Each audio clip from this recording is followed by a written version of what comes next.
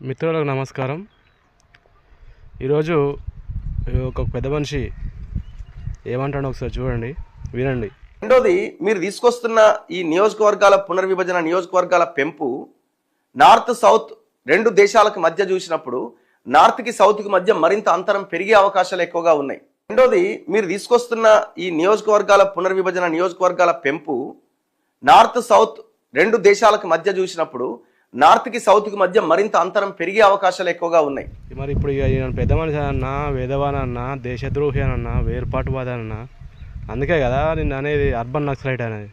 అరే హౌలాగా నార్త్ దేశం సౌత్ దేశం ఏందిరా? ఇది భారతదేశం ఒకటే దేశం.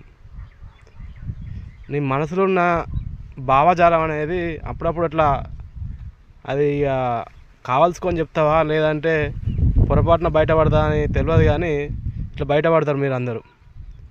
మిమ్మల్ని అందుకే దేశద్రోహులు, అర్బన్ నక్సలైట్లు, దేశ విద్రోహులు అనేది ఇందుకే. రెండు దేశాలు ఏందిరా భయ్? నార్త్ దేశం ఎప్పుడైంది, సౌత్ దేశం ఎప్పుడైంది? అంటే మీకు అలాంటి ఆలోచనలు ఉన్నాయన్నమాట. వాటి మీద మీరు ఈ ఇది ఇప్పుడు మన జర్నలిస్టులు అనే ముసుగులో మీరు దేశ విభజన మీద పనిచేస్తున్నట్టున్నారు కదా. ఇప్పుడు చెప్పండి, మీరు ఒకసారి ఆలోచన చేయండి. రెండు దేశాలట, నార్త్ దేశం సౌత్ దేశం. ఎప్పుడైందిరా? సో ఉన్నదా? ఏం మనిషిరా నేను?